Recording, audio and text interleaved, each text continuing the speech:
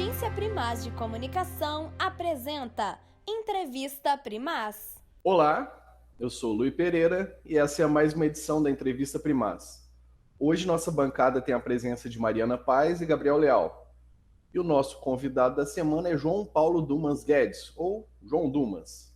João Dumas é roteirista, diretor e professor de cinema. Dirigiu e escreveu em parceria com Afonso Shoa o filme Arábia, exibido internacionalmente em festivais como Roterdã, New Directors, New Films, Bafite, Indie Lisboa, Karlovy Vary, San Sebastian, entre outros. Ele foi assistente de direção e produtor executivo do filme Os Residentes. Foi vencedor da Mostra Tiradentes de 2014. Ele também foi diretor assistente, roteirista e montador do longa A Vizinhança do Tigre. Foi vencedor da Mostra Tiradentes também de 2014. Foi roteirista do filme A Cidade Onde Envelheço, que venceu o Festival de Brasília em 2016, e consultor do roteiro do filme Joaquim, exibido na competição principal do Festival de Berlim. João dirigiu também o média-metragem Todo Mundo Tem a Sua Cachaça. É professor no curso de cinema da UNA e mestre em comunicação pela UFMG. Entre 2007 e 2011, foi programador do Cine Humberto Mauro, no Palácio das Artes, do Cine Clube Curta Circuito e da Mostra Vídeo Itaú Cultural. Ele tem artigos publicados em catálogos de mostras e em revistas de cinema, como Devires, Cinética e La Fúria Humana. Olá, João. É um prazer recebê-lo aqui na Entrevista Primaz. Olá, bom dia, ou boa tarde, ou boa noite, não sei, para quem for estiver assistindo. E é um prazer, obrigado pelo convite. João, para iniciar o nosso papo, eu vou começar perguntando como se pergunta aqui no interior. Você é filho de quem? Você podia contar para a gente um pouco sobre o trabalho do seu pai, se de alguma forma ele contribuiu nesse seu trabalho cinematográfico? Então, pois é, né? É uma pergunta tendenciosa, né? Meu pai, ele é fotógrafo, enfim, aqui na região, na nossa região, né? De Ouro Preto e Mariana, já há algum tempo, chamado Dimas Guedes, mas, assim, ele tirou fotos a vida inteira. Eu acho que sempre teve isso como mais do que como um hobby, assim, eu acho, porque isso não dá a dimensão certa, mas como uma atividade mesmo que o acompanhou a vida inteira. Meu pai, na verdade, fez geologia, foi professor de geologia na UFOP, a minha mãe foi professora de química, mas eu acho, já falei sobre isso algumas vezes, assim, que eu acho que tem essa coisa muito interessante, especialmente na cidade do interior, que muitas vezes os artistas não fazem questão de se considerar artistas, né? Então, assim, o meu pai sempre foi fotógrafo e sempre teve essa atividade como uma coisa muito ligada à vida cotidiana, nunca como um projeto, vamos dizer assim, artístico ou com essa finalidade. Acho que é uma coisa que caminhou sempre muito perto da vida dele. E nesse sentido, eu acho que é uma coisa que eu admiro muito. Assim, eu acho que tem um lugar da arte hoje um pouco menos, mas eu acho que a gente ainda carrega isso como um lugar um pouco circunscrito, sectário, um pouco especializado, vamos dizer assim. E eu acho que existe uma maneira da arte participar da vida de uma maneira mais natural, vamos dizer assim. Então, eu não sei se tem uma influência direta, eu não saberia dizer. Para mim, isso foi uma coisa que apareceu mais retrospectivamente, assim. Apareceu depois também, que eu já tinha começado a me interessar por essa área, é que eu fui me dando um pouco conta, vamos dizer assim, desse laço em comum, que passa pela imagem, pela fotografia, pelo cinema. Mas eu acho que hoje, acho que me influencia, sim, no sentido...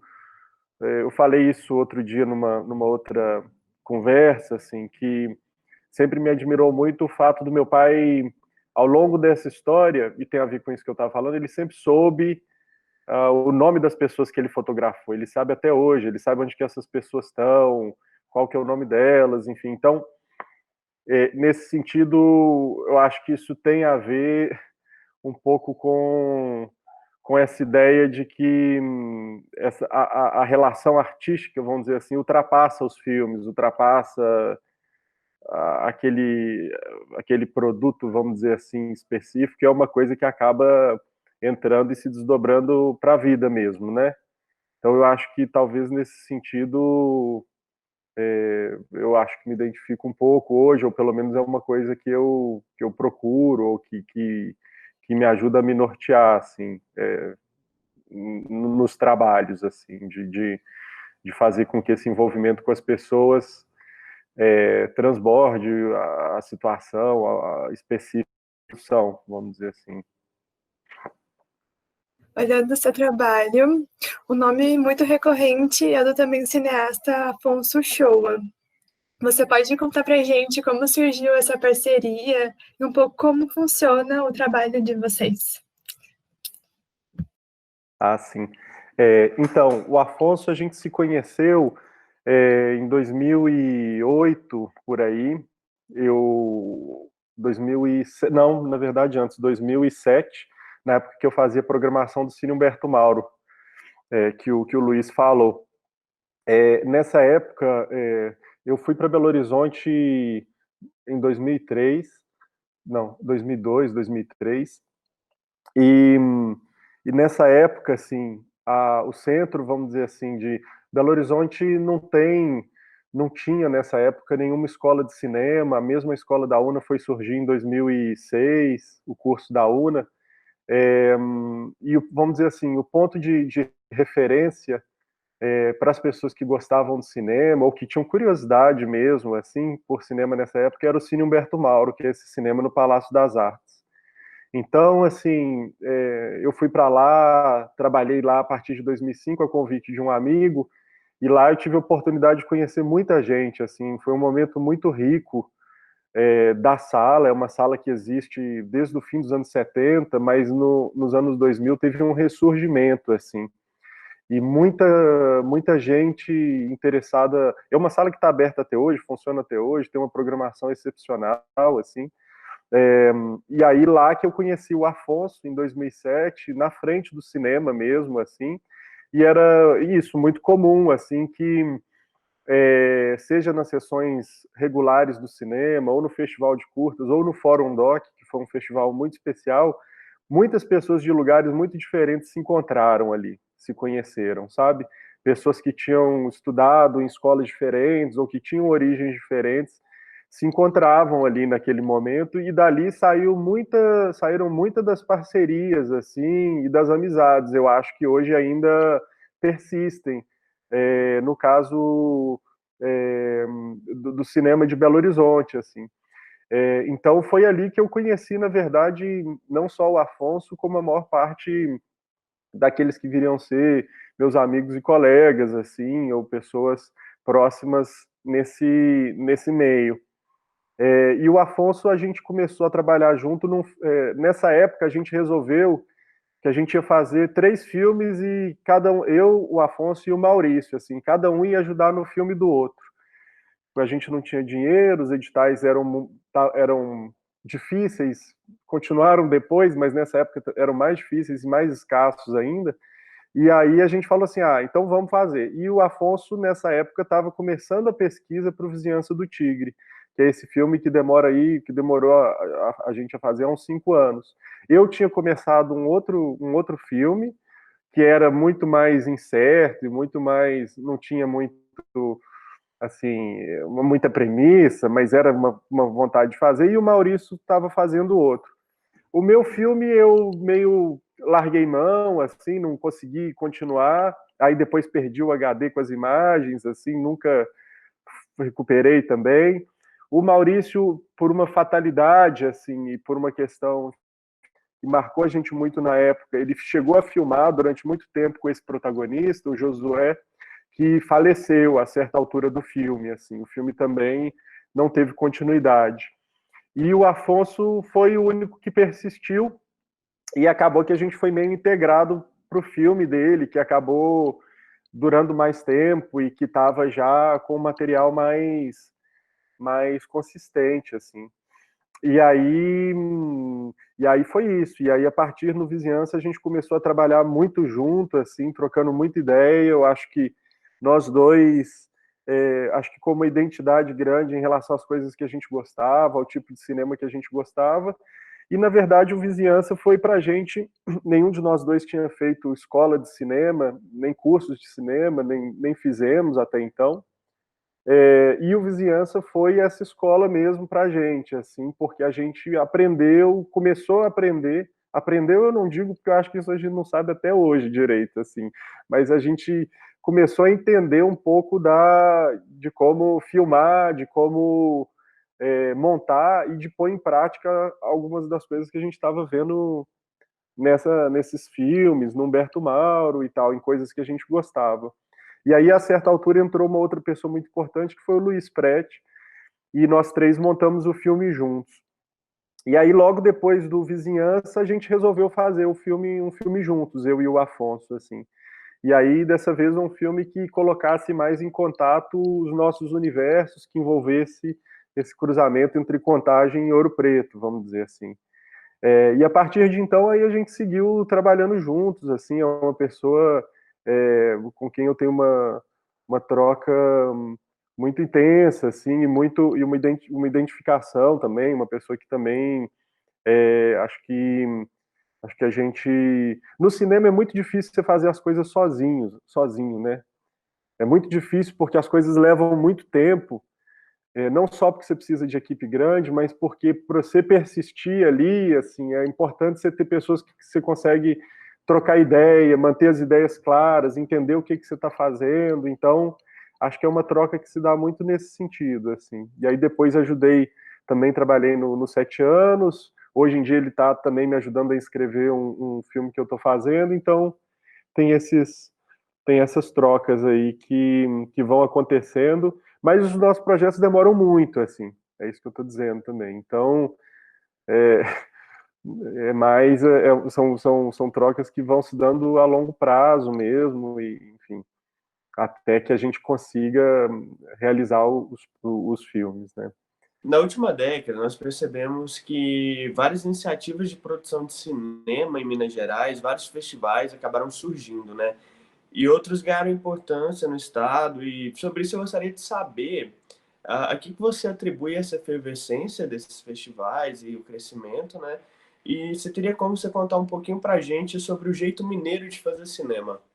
Bom, eu vou começar pela última, assim. Eu não sei, eu só sei um jeito de fazer o cinema, assim, que é esse, assim, é, que é o que a gente faz, mas não necessariamente pensando no fato de ser mineiro. Eu acho que o fato de ser mineiro é uma condição, né? Assim, a gente acaba fazendo cinema, se ocupando de certas questões, assim.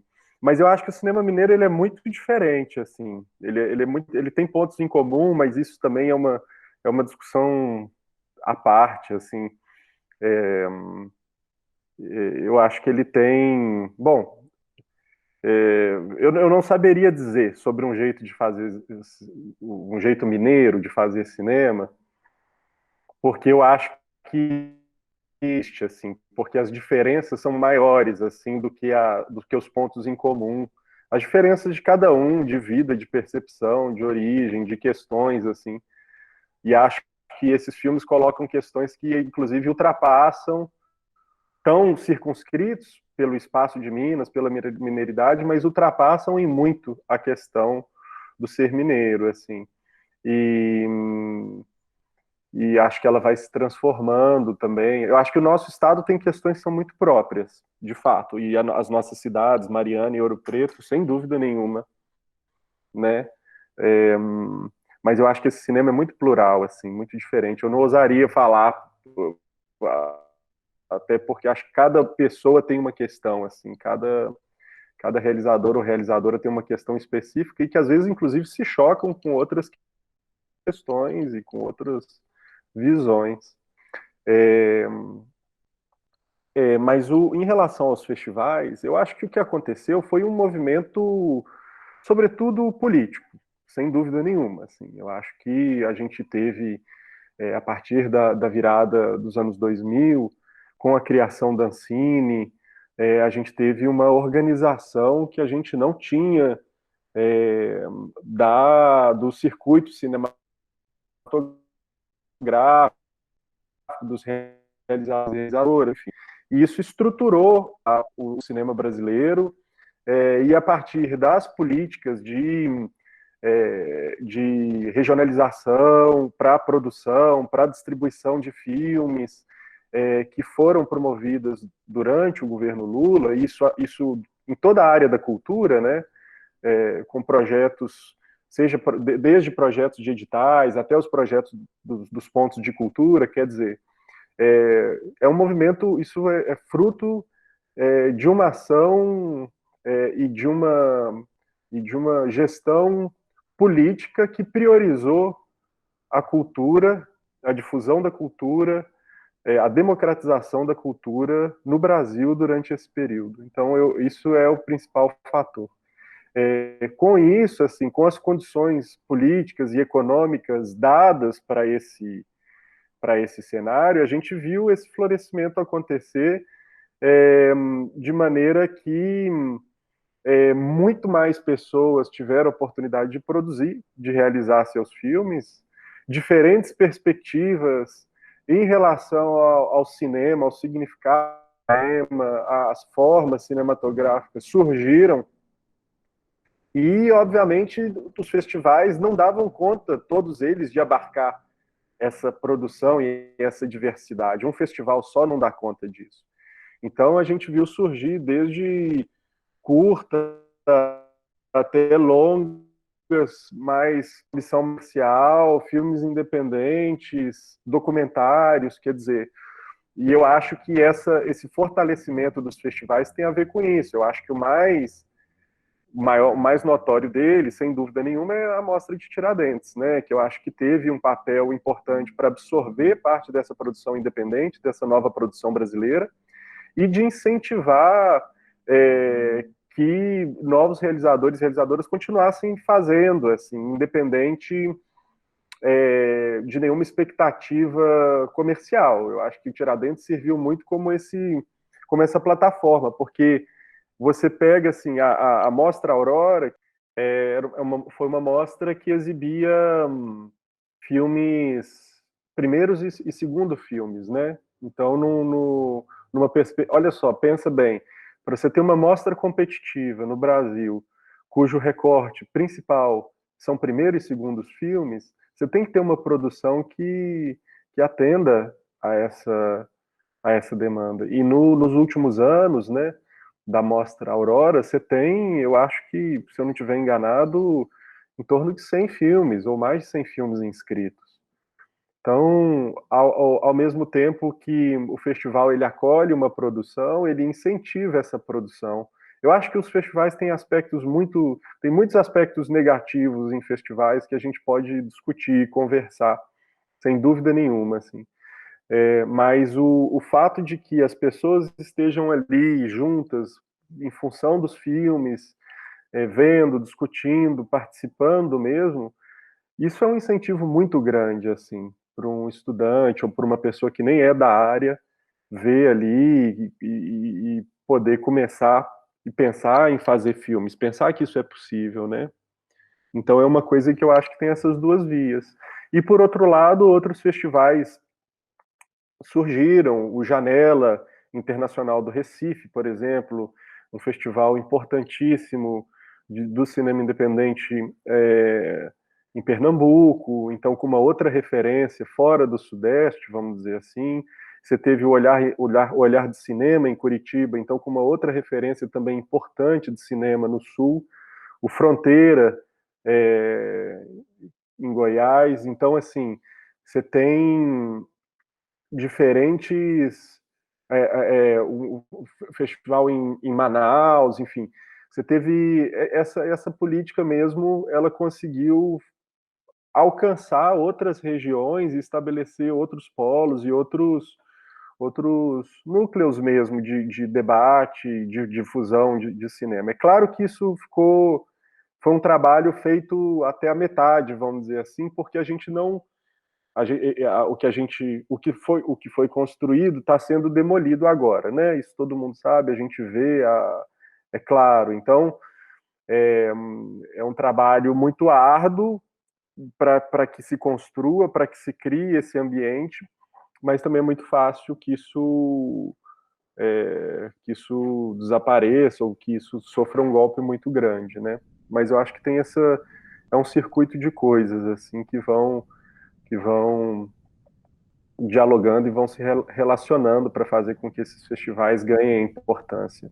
Eu acho que os festivais ganham importância sobretudo porque os filmes também ganham importância e os filmes se diversificam. Talvez com certeza o filme de maior sucesso na sua carreira até agora, vou deixar isso claro, seja o Arábia, né? Eu sou igual a todo mundo. A minha vida que foi um pouco diferente. É difícil escolher um momento marcante para contar. Porque no fim de tudo, o que sobra mesmo é a lembrança do que a gente passou. Galo cantou madrugada na campina. Manhã menina tá na flor do meu jardim. Hoje é domingo, me desculpe, eu tô Faz mais de 20 anos que eu não pego num caderno e numa caneta. Pra mim é até difícil de escrever. Mas vocês falaram que era pra escrever alguma coisa importante da nossa vida nesse caderno. Então, eu queria ao menos tentar.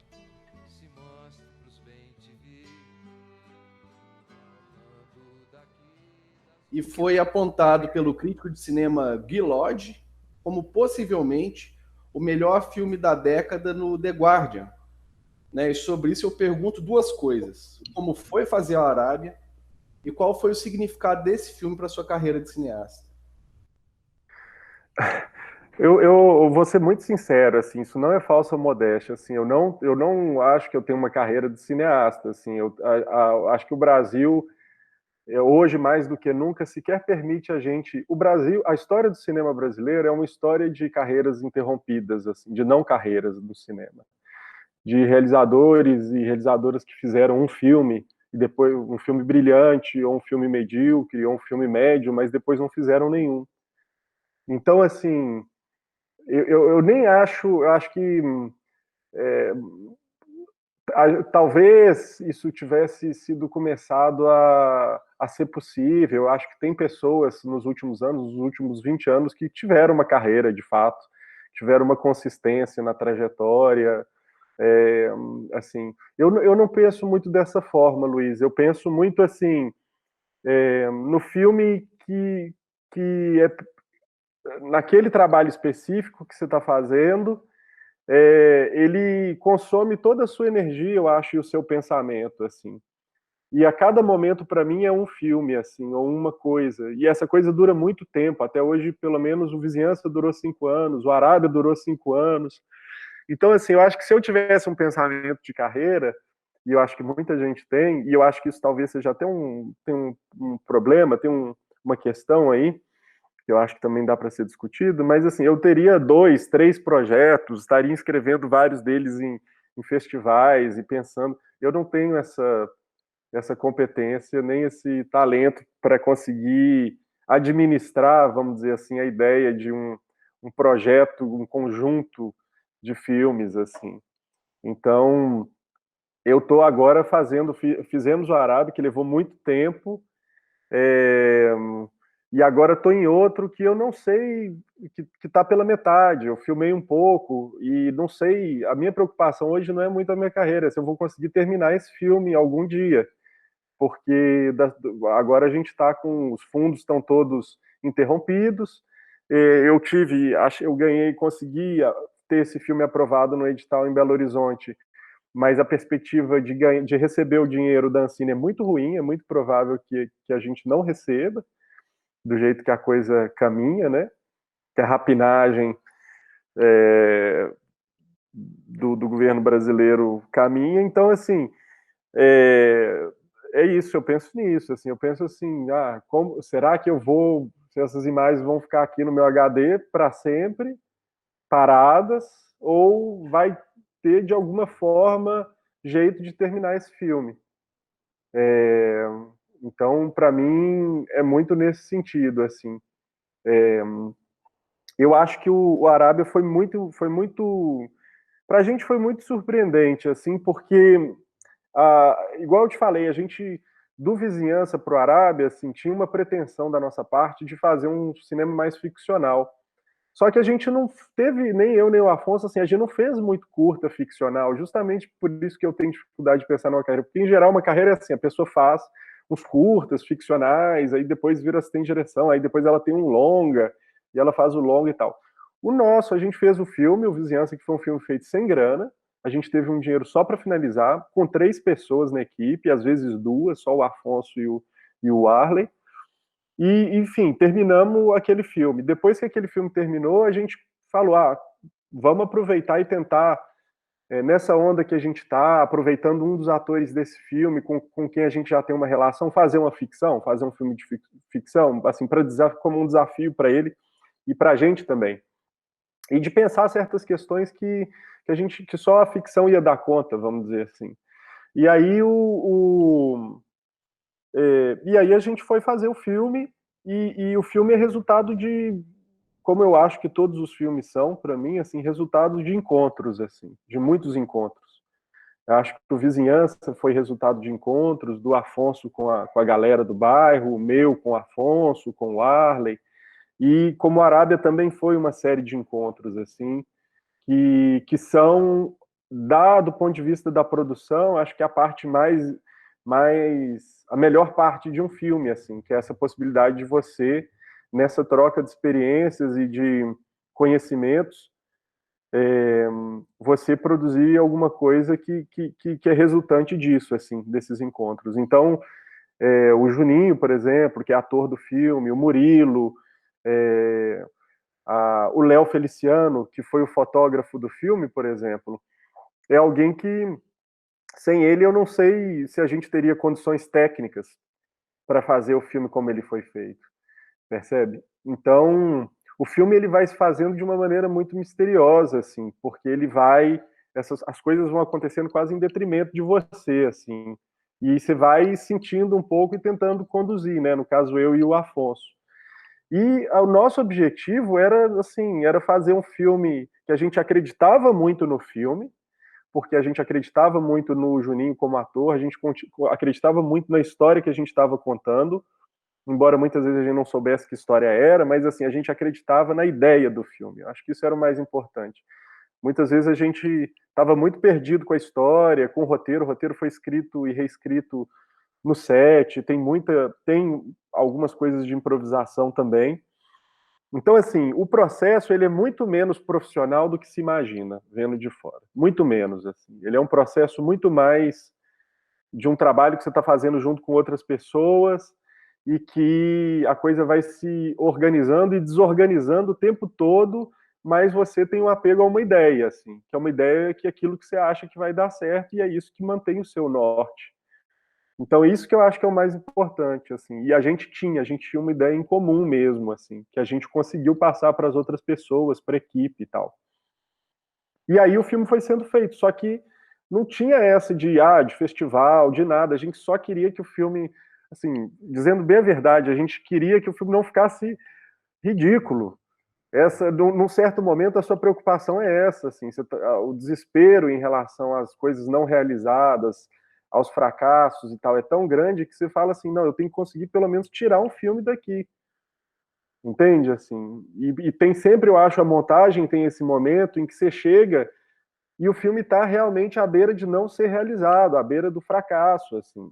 E o Arábia, ele dá uma sensação de um filme muito preparado ou construído, no sentido de que a narrativa se feche, de que algumas coisas vão se fechando, mas ele também ele foi fruto de muitos desses vai e vens, assim, construções e desconstruções e tal. Então, a sua preocupação quando você está fazendo é fazer o filme, é terminar o filme. E aí tem um certo ponto que você volta a gostar do filme de novo e que as coisas reaparecem. Tem um momento da montagem que tem um nó. E esse nó o filme está à beira de fracassar, assim. Você não acha que tem saída mais. E mais de uma vez, acho que quase todos os filmes, ou todos os filmes que eu participei, ou que eu montei, tiveram esse momento, assim, em que o filme chega num nó absurdo e que você tem convicção de que ele não vai se resolver e de que aquilo ali é o testemunho do seu fracasso ou do fracasso daquelas ideias e daquele projeto. E alguma coisa se mexe, alguma coisa se coloca ali de alguma maneira que a coisa se resolve de alguma forma, assim, nem sempre é o que você esperava, mas ela acha uma forma dela, final, assim. E, e aí o filme passa a existir.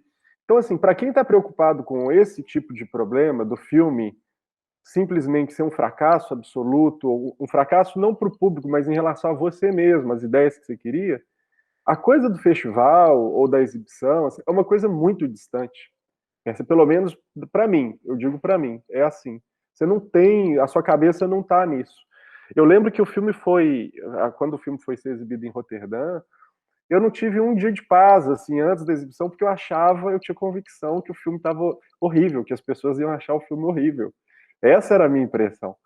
Então, assim, eu fui para a sessão apavorado, assim, com a coisa, porque era a primeira vez que a gente viajava para um festival, assim, para estreia e tal, fora.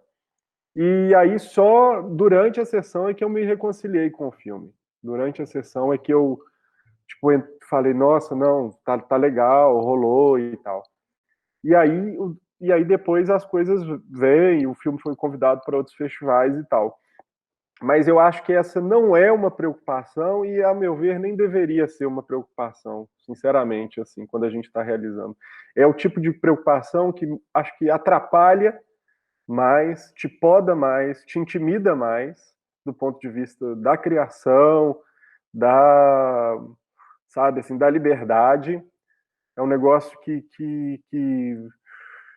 é mais problemático, faz mais mal do que bem, assim, você pensar sobre essas coisas ou se nortear por isso. João, usando um termo um pouco mais moderninho, a Arábia aciona muitos gatilhos de memória aos sobreviventes daqueles trechos da BR-381 ao norte de BH. De onde vieram as inspirações, sobretudo estéticas, que conseguem causar esse efeito em nós? Essa questão das referências também é uma questão difícil, assim, porque como os processos do filme são muito longos, assim, isso a gente também pensa depois, não é durante, né? Mas eu acho que como esses processos são longos, assim, para a gente o filme, e eu acho que para mim também é uma forma de você ter essa ideia, vamos dizer assim, de um filme e começar a reunir e tudo que você vê ou que passa por você passa a ser atraído por aquela ideia, assim. E por isso que eu tenho muita dificuldade de pensar a produção de vários filmes ao mesmo tempo. Então, ao longo da realização do Arábia, várias coisas foram sendo imantadas, vamos dizer assim, para esse centro e que passam a fazer parte dessa constelação assim de influências do filme que agem de maneiras muito diferentes. Então não são influências diretas que você pega assim, algumas coisas você pega e fala, eu vou copiar o plano igual, porque também a gente nunca tinha feito um filme de ficção. Aí você precisa realmente pegar umas coisas assim e estudar mesmo, assim, como um pintor vai lá e pega um quadro, um modelo e observa aquilo e usa, assim, e olha para aquilo, né? Mas eu acho que as nossas referências vieram muito da literatura brasileira. Eu acho que tem pelo menos 3 autores assim fundamentais para a gente que foram o Graciliano Ramos, o João Antônio e o Oswaldo França Júnior. O Graciliano, ele escreveu um livro, São Bernardo, que foi adaptado depois para o cinema pelo Leon Richman, que é um cineasta que tanto eu quanto o Afonso a gente admira muito, que trabalhou muito na questão operária no Brasil e tal. Mas esses 3 livros, eles têm em comum o fato de que os personagens narram suas histórias, assim. São histórias de personagens brasileiros inseridos em diferentes contextos. No Graciliano, no caso do João Antônio, é um patrão. No Graciliano, no caso de São Bernardo, é um patrão é um capitalista, assim, que está começando a construir o seu império e narra do dia da sua morte, retrospectivamente, os seus passos, reavalia a sua vida à luz dos acontecimentos. Então, é a genialidade do Graciliano, que põe um patrão, um capitalista, coisa que hoje até acho que seria difícil, mas é maravilhoso como, né, como gesto, assim, que passa a reavaliar a sua história e os seus erros, vamos dizer assim, e seus acertos. Então, e o outro livro do Oswaldo França Júnior, que é o Jorge, um Brasileiro, que narra a história de um caminhoneiro que tem que trazer, narrado por ele próprio, umas 8 carretas de Caratinga até Belo Horizonte na época da chuva. E é esse próprio trabalhador, esse motorista, narrando a história. O João Antônio tem vários livros, mas são personagens mais urbanos, suburbanos. Então, contos como Malagueta, Perus e Bacanaço, que são 3 vagabundos, vamos dizer assim, que vivem uma odisseia na noite paulistana, querendo ganhar um trocado e tentando dar golpes de sinuca em personagens, figuras excêntricas que vão atravessando por eles durante a noite. Quer dizer, acho que a literatura brasileira, ela fez esse movimento de olhar para a realidade brasileira e se apropriar da linguagem popular brasileira para construir uma forma de falar e uma forma de fazer literatura que fosse própria nossa, né? E de enxergar nessa linguagem, nessa forma de falar, na maneira de construir o discurso e de olhar para a realidade, uma forma própria, vamos dizer assim, de olhar, de pensar os problemas da realidade brasileira, pensar o subdesenvolvimento, pensar a pobreza, enfim, e pensar o universo do trabalhador. E eu acho que o impulso que estava por trás vinha daí, assim, dessa vontade de querer se apropriar, em um certo sentido, mas também trazer, assim, essa energia vital, vamos dizer assim, própria do pensamento, da linguagem popular e tal, dessa reflexão mesmo popular, vamos dizer assim, sobre a sua própria realidade, e trabalhar a partir disso, assim, e trabalhar tentando incorporar isso à linguagem cinematográfica, assim. Então, para a gente, eu acho que talvez a maior referência seja mesmo da literatura, até porque esse gesto literário, ele é um gesto que está presente no filme, né? Como um gesto de um trabalhador pensador, vamos dizer assim, um trabalhador escritor, né? Como disse um crítico uma vez, assim, numa crítica, é o trabalhador que vai se transformando num poeta, assim, ao longo sem deixar de ser trabalhador, né, ao longo do processo. Então, é um pouco isso, assim, de tentar entrar na realidade, pensar a realidade brasileira a partir dessa perspectiva, da perspectiva desse trabalhador. O Aristides de Souza, o Juninho, né, trabalhou com você em pelo menos 2 oportunidades. Uma em A Vizinhança do Tigre e a outra em Arábia. Além de ator, ele foi roteirista, né? Então, como foi encontrar esse ator e qual a maior vantagem de trabalhar com um ator que não passou exatamente por uma formação? E você poderia falar também um pouquinho para a gente dessa sua relação com ele? Sim, na verdade o Juninho não foi roteirista, não, assim, eu acho que tem uma...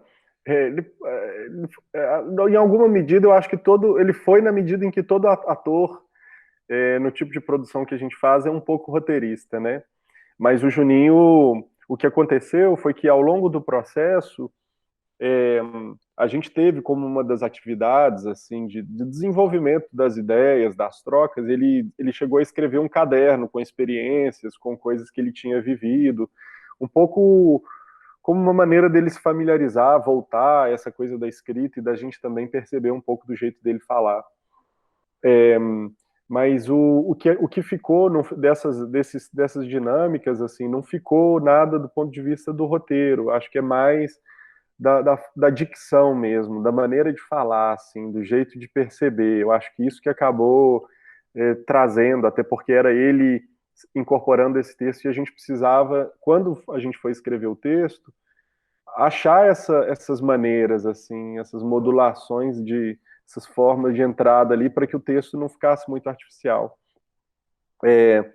Mas, assim, ele participa, claro, da construção do filme na medida em que, nessa forma como a gente trabalha, eu acho que a experiência do ator, ou do não ator, ou do ator não profissional, ela está muito em jogo, vamos dizer assim, porque na forma de reagir aos ambientes, de reagir às situações, aos outros personagens, a própria energia daquele ator, daquele corpo que está ali. Mas isso é verdade no limite para todo o processo de atuação, percebe? Eu acho que se você vai pensar o que é um trabalho de direção de atores, ou pensar o trabalho de atores e atrizes no teatro, eu acho que o que se procura sempre é uma ideia de espontaneidade para que o seu corpo possa responder às situações de uma maneira real, de uma maneira franca, de uma maneira que não seja artificial, que não seja ilusória, para que isso consiga transmitir uma franqueza. Então eu acho que isso vale tanto para o ator quanto para o não ator. E no caso do Juninho, a gente se valeu, sem dúvida nenhuma, e ele também, da experiência dele pregressa enquanto trabalhador mesmo. Então, o Juninho, se ele vai ali para aquela fábrica, ou para uma plantação de laranja, ele sabe como cortar, ele sabe como operar aquela máquina, sem nunca ter estado lá. Quer dizer, o corpo dele sabe, conhece aquele lugar, aquele ambiente, e é capaz de desempenhar aquelas tarefas sem precisar, sei lá, fazer uma preparação, sei lá, igual um ator da Globo que vai passar um mês na favela para aprender a ser traficante, ou sei lá o quê, enfim. Isso pra gente não faz muito sentido, assim. A gente trabalha com essa ideia de que essa experiência e esse saber prévio, assim, as coisas são construídas em torno dele, desse saber e dessa experiência prévia, assim. A gente conhece o personagem, conhece o ator, conhece a atriz, e a partir de muito contato, da amizade, dessa relação, desse reconhecimento, a gente vai desenvolvendo coisas em torno daquilo ali que permitam acionar aquilo ali, que permitam que aqueles talentos e aquele saber apareça, vamos dizer assim, em situações que não são situações que o Juninho viveu, mas situações que ele reconhece e que os sentimentos dele podem estar disponíveis ali para interagir com aquilo sem ele ter que forçar muito a barra. Né? Então, eu acho que ou agir com naturalidade, né? Como diria o Guarnieri, assim, ele fala, eu não gosto muito de falar em naturalismo, eu gosto de pensar em naturalidade. E eu acho que é um pouco isso, assim. E o Juninho é um amigo, assim, uma pessoa muito próxima, sempre foi e continua sendo, assim. Eu acho que é o que eu falava no início em relação às fotos do meu pai, assim, a gente com frequência tem relações, até pela duração dos filmes, mas também pela intensidade da relação, que transbordam e ultrapassam a questão do filme especificamente, assim.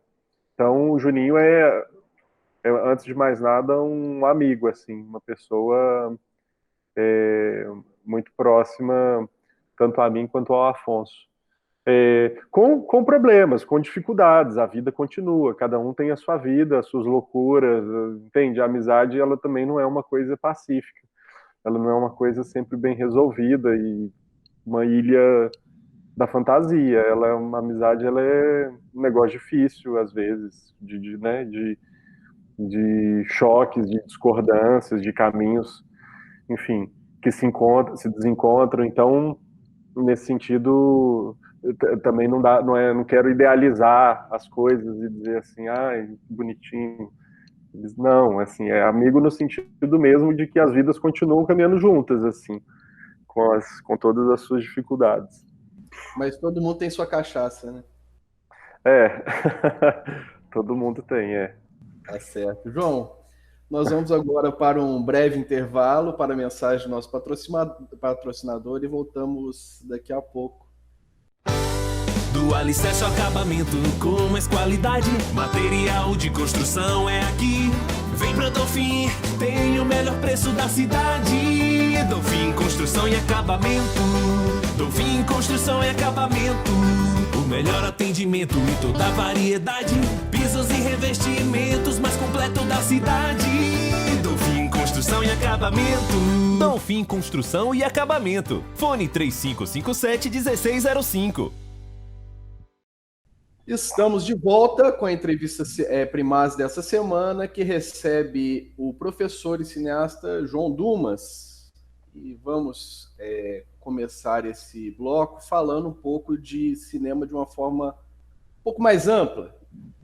E atualmente, você já vinha falando isso antes, João, nós temos uma situação que não temos Ministério da Cultura, a Secretaria da Cultura passa por mudanças frequentes. Além disso, o atual secretário já expressou o desejo, recentemente, de promover uma espécie de censura para os filmes que poderiam concorrer ao Oscar, por exemplo, deveriam passar por um crivo ideológico do governo, apesar dele não ter essa autonomia, mas, enfim, o desejo está ali. Além disso, tem todo o desmonte recente da Cinemateca Brasileira. Esses são só alguns exemplos. Diante de todo esse cenário, qual que é o principal desafio para produzir um filme hoje no Brasil?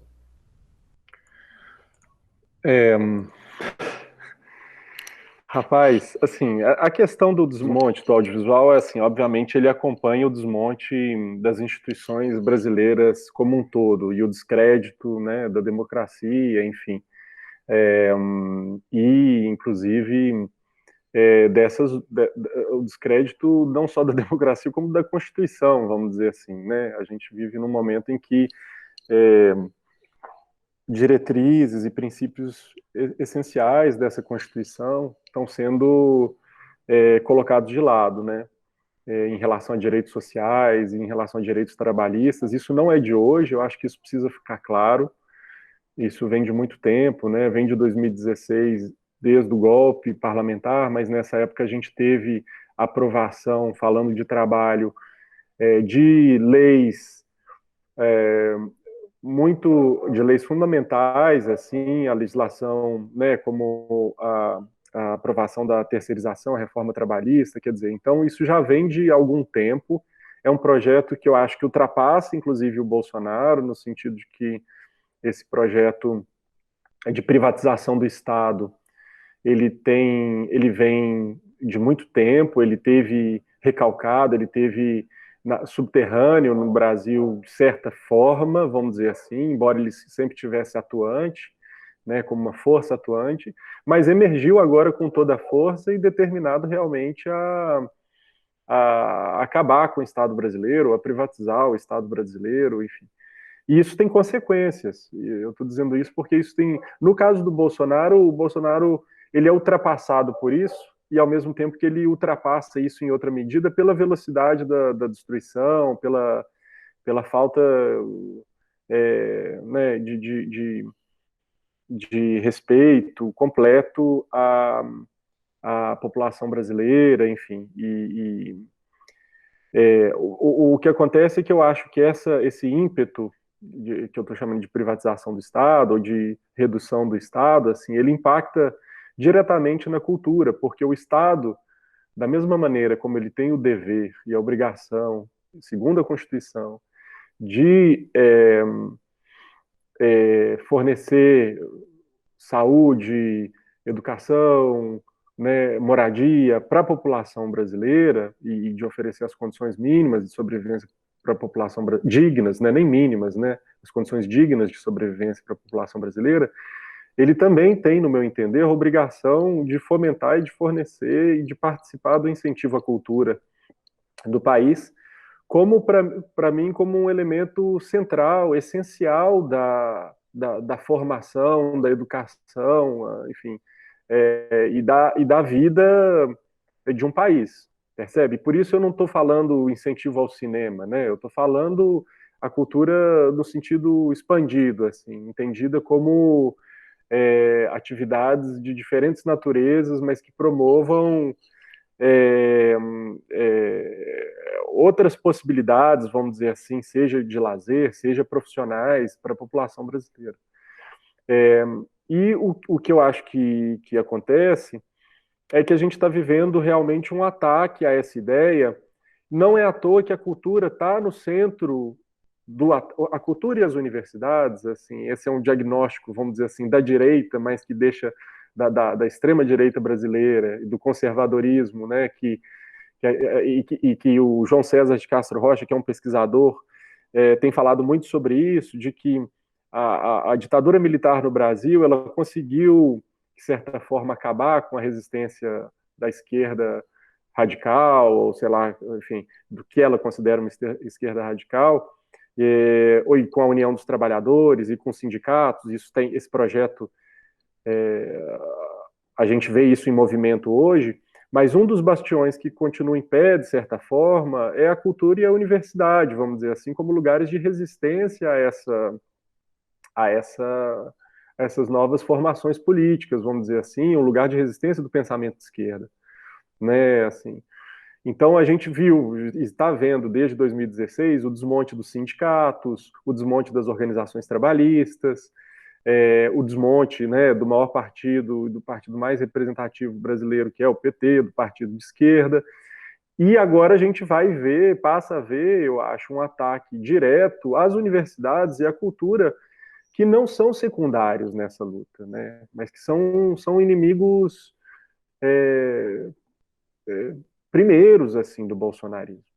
E eu acho que isso, a gente tem que ter esse entendimento para perceber o que está acontecendo nesses ataques à cultura e às universidades brasileiras, né? Então, eu acho que a gente está, sim, nesse momento, no centro, né, junto com a população, junto com os trabalhadores, com o precariado, junto com a população brasileira mais frágil. Eu acho que os setores da cultura e as universidades públicas brasileiras e o serviço público de maneira geral está sob a mira desse governo. No caso do cinema, a gente tem dois movimentos que agora comprometeram muito o cinema. Um é a paralisação da Ancine, típica do governo bolsonarista, que é uma paralisação que não é um fechamento, mas é uma inoperância. Então, na verdade, você tem um órgão que supostamente deveria estar funcionando, mas ele não funciona e ninguém sabe dizer por que ele não está funcionando. Quer dizer, a gente sabe por que ele não está funcionando, mas ninguém consegue. Essa é a tática do bolsonarismo, né? Você parasita os órgãos e as instituições com pessoas ou profissionais que não acreditam naquilo ali, ou que não acreditam no trabalho que aquelas instituições têm que fazer, e você torna as instituições inoperantes. E isso está acontecendo na Ancine. A Ancine hoje ela está funcionando de uma maneira muito lenta, praticamente não funcionando, tem um passivo gigantesco de projetos para serem avaliados, para receber o financiamento, e mais do que isso, agora numa decisão persecutória, de caráter persecutório mesmo, está se propondo a avaliar a prestação de contas de projetos que foram entregues há mais de 20 anos atrás, para achar brechas e achar elementos, fragilidades que possam comprometer ou que possam colocar os realizadores, produtores e equipes desses projetos numa situação de vulnerabilidade, vamos dizer assim, judicial, para um processo, ou para uma investigação, ou para alguma coisa dessa natureza. Então, isso está acontecendo. Então, não só há uma ameaça ao futuro e ao presente do cinema brasileiro, como ao passado. E essa ameaça ao passado ela ficou ainda mais patente agora com o fechamento da Cinemateca Brasileira, que é o maior acervo de filmes da América Latina, e guarda não só a memória do cinema brasileiro, mas a memória do audiovisual brasileiro, a memória da música brasileira, da arquitetura brasileira, a memória dos costumes brasileiros. Quer dizer, você tem uma série de documentações, para além dos filmes, eu quero dizer, fora a questão dos filmes. E a Cinemateca está fechada, tem 2 bombeiros lá, não tem nenhum funcionário e nenhuma perspectiva de ser aberta. E assim, é muito fácil que aquilo ali, que você tenha um incêndio, que a Cinemateca pegue fogo, como o Museu Nacional. Então, é uma situação muito séria, que exige, eu acho, da nossa parte de todas as pessoas que estão envolvidas com cultura, assim, uma preocupação e uma resistência à altura.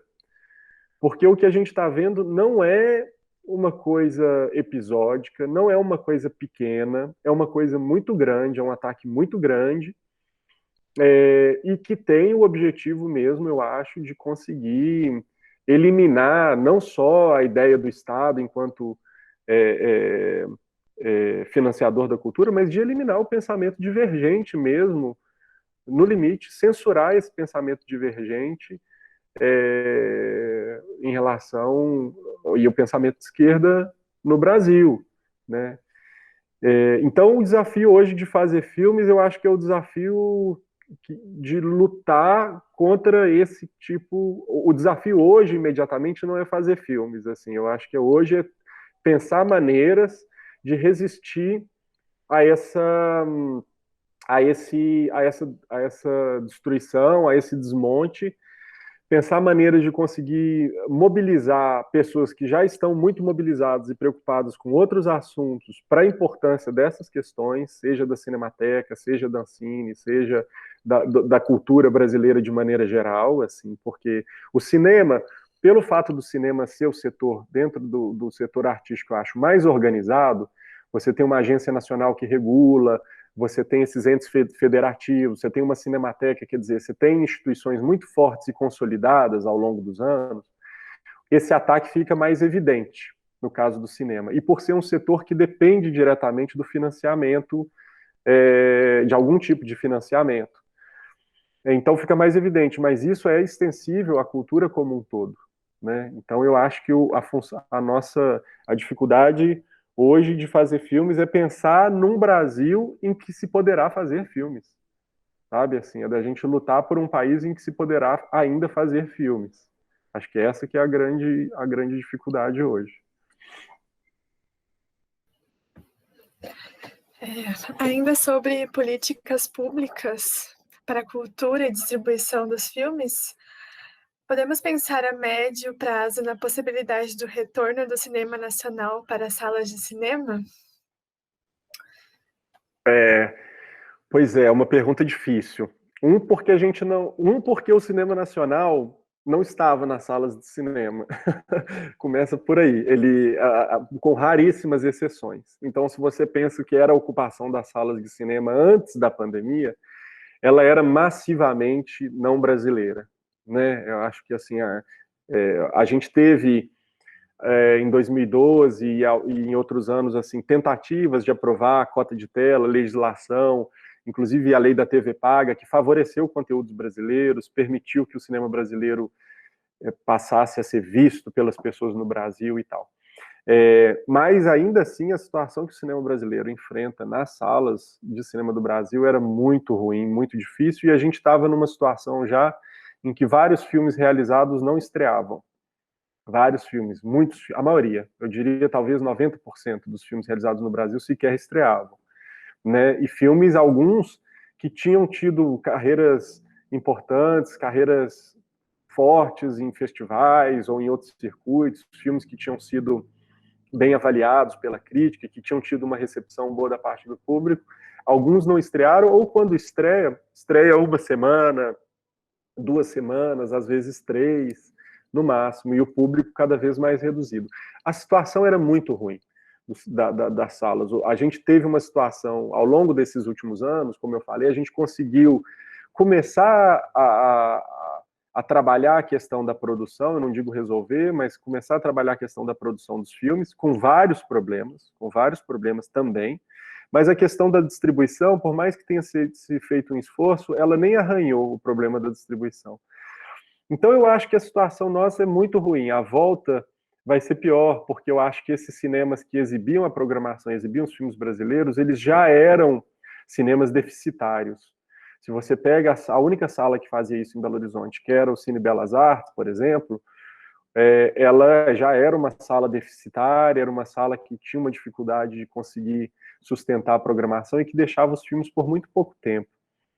O Cine 104 era um outro filme que fazia esse tipo de exibição, também fechou. Eu não faço ideia, talvez os filmes brasileiros não voltem mais para as salas, nesse sentido, porque as poucas salas que exibiam essa programação estão tendo problemas graves, assim, financeiros, porque algumas delas não são apoiadas ou patrocinadas, algumas são por bancos, mas outras não. Então a gente vai ter que ver como fica essa situação das salas. Eu acho que surge esse circuito de exibição na internet como uma possibilidade, mas é também a gente passa a competir, como a gente está vendo na pandemia, com uma quantidade enorme de filmes, né? E de produtos audiovisuais. Então a gente tem essa dificuldade muito séria, eu acho, assim, de pensar como que a gente vai conseguir retomar o pouco de visibilidade que o cinema brasileiro tinha depois da pandemia. Nós percebemos com facilidade que o cinema passa por uma grande mudança de paradigma. Quando a gente, por exemplo, observa filmes como Parasita, que é o primeiro filme, né, a ganhar o Oscar de melhor filme, primeiro filme de língua não inglesa, né, a ganhar um Oscar de melhor filme, ou até o filme Roma, que ganhou o melhor filme estrangeiro e é um filme pensado para o streaming, né? Como que você observa esse movimento e, sobretudo, essa questão do streaming? E o novo cinema não será mais o das salas de cinemas? A questão, eu acho, assim, a gente não pode ter ilusão nenhuma com o streaming, porque a gente continua vivendo no mundo capitalista, vamos dizer assim. Isso, dizendo de maneira muito objetiva, quer dizer o quê? Quer dizer que a tendência é que a distribuição se organize em torno de grandes conglomerados. Então, assim, seja na sala de cinema, isso é a história, né, do século XX inteiro, enfim, em relação à exibição do cinema. A gente teve momentos, surtos, eu acho, no Brasil, de relação do cinema independente com a população, com o povo, enfim, surtos mesmo. Mas o fato é que se você tem um parque ou um circuito de exibição organizado em torno de grandes conglomerados, você vai ter muita dificuldade de competir com isso, né? Então,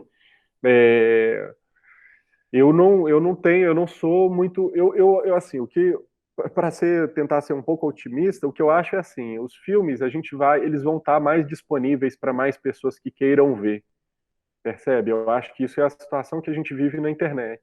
A facilidade de acesso que a gente tem, seja para ver filmes ou para ler coisas, é muito maior. Mas eu acho que aí tem duas perguntas. A primeira delas, e acho que a mais importante, é os artistas que produzem, que escrevem esses filmes, que escrevem esses livros e fazem esses filmes e fazem essas músicas, vão conseguir sobreviver financeiramente disso nesse cenário? Porque me parece que com a Amazon dominando, sei lá, 90% do mercado do livro brasileiro, eu estou chutando um número, tá? Mas estou viajando, mas se não for isso, vai ser em breve, vamos dizer assim. Como que as editoras, o que vai ter de repasse para as editoras e para os autores, vamos dizer assim, que já tinham uma margem, os autores que já tinham uma margem de lucro muito pequena em relação aos livros. Se o Spotify coloca um artista independente, ele está disponível lá, mas esse cara vai conseguir viver da música se todo mundo tiver Spotify, entende? Assim, qual que é a parcela de lucro que ele recebe é suficiente? E obviamente não é, isso é possível a gente responder. Então, se eu tenho lá, beleza, eu tenho o Daniel Queiroz, que trabalha com a gente, ele está fazendo uma distribuidora de filmes brasileiros, online, com muitos filmes brasileiros e todos esses títulos que a gente está discutindo, e vários que passaram em festivais e alimentaram esse circuito independente brasileiro, chamado Embaúba Filmes. Inclusive, já está disponível, por exemplo, o Arábia está disponível lá para ver, o Vizinhança está, outros filmes, Inferninho, enfim, outros filmes brasileiros estão lá.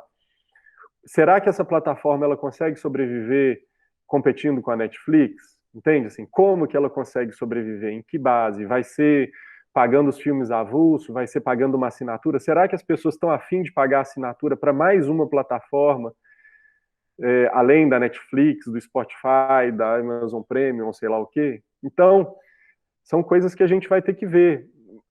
O que existe é a disponibilidade de coisas? Existe.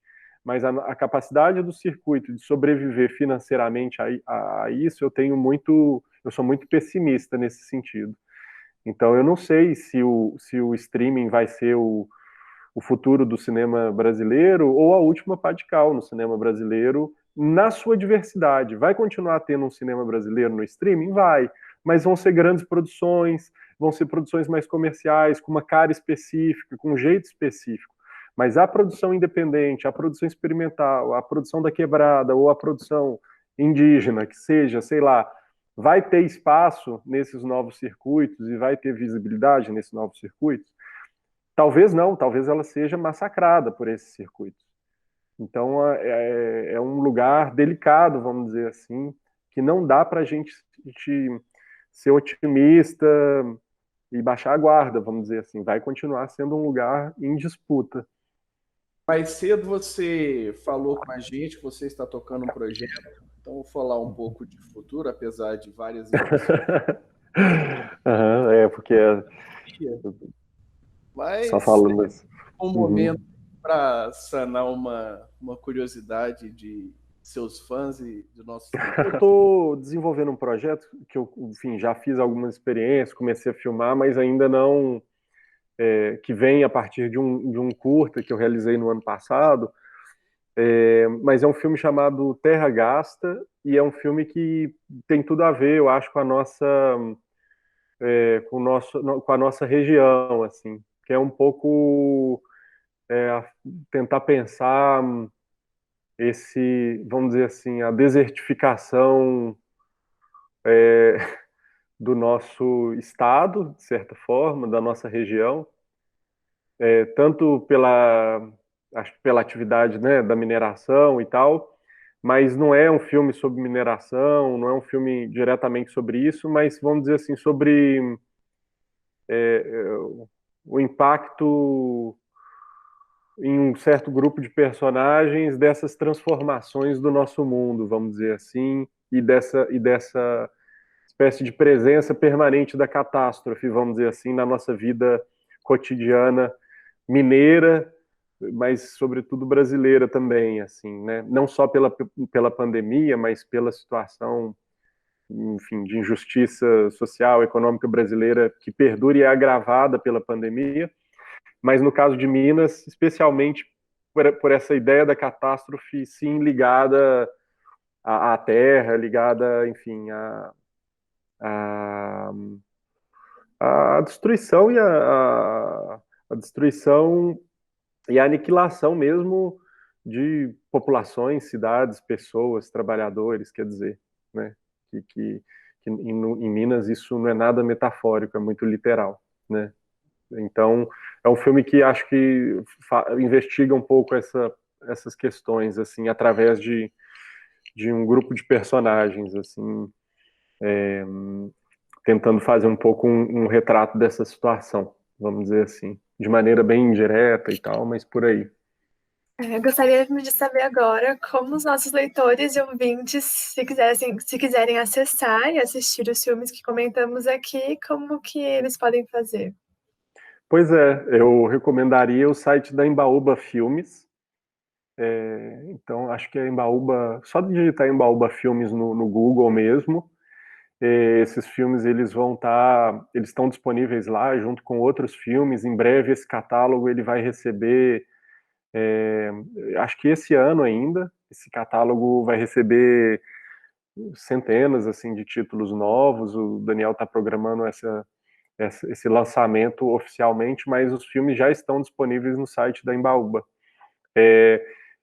Eu não sei se, vez ou outra também, eu não sei se agora, mas estava tendo uma mostra no Cine Brasil, eu não sei se teria que ver, mas o Arábia estava disponível gratuitamente no Cine Brasil. Vez ou outra o filme aparece como parte de programas e programações gratuitas. A gente mesmo liberou o link durante alguns meses na pandemia, mas tem a página do filme, Arábia Árabe, em que a gente dá notícias, e a página dos outros filmes também, A Vizinhança do Tigre, Os 7 Anos em Maio, do Afonso.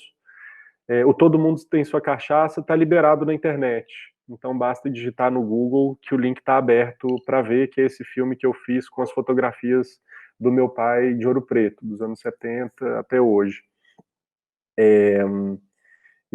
Mas eu diria que se ficar ligado lá no canal da Embaúba Filmes e seguir a página da Embaúba na internet, é uma maneira, e de outras distribuidoras brasileiras, né?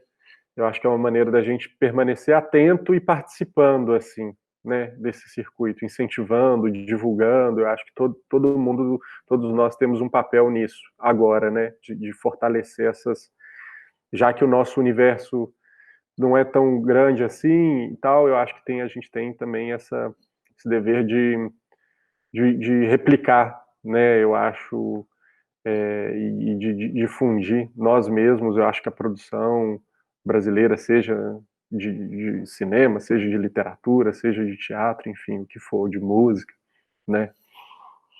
Acho que temos esse dever pela frente, esse papel pela frente. Comprar filme na estante, comprar livro na estante virtual, em vez de comprar na Amazon, por exemplo, é uma atitude fácil e boa de...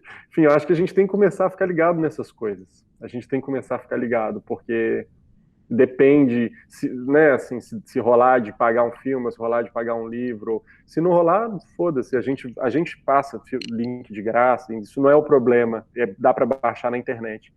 Mas a gente tem que começar a ficar atento que nós somos as pessoas que alimentamos esse circuito, né? E então isso, acho que a gente tem que começar a criar essa consciência também. João, foi um enorme prazer recebê-lo aqui na Entrevista Primaz.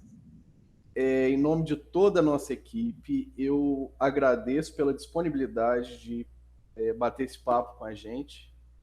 E agora você fique à vontade aí para deixar o seu recado.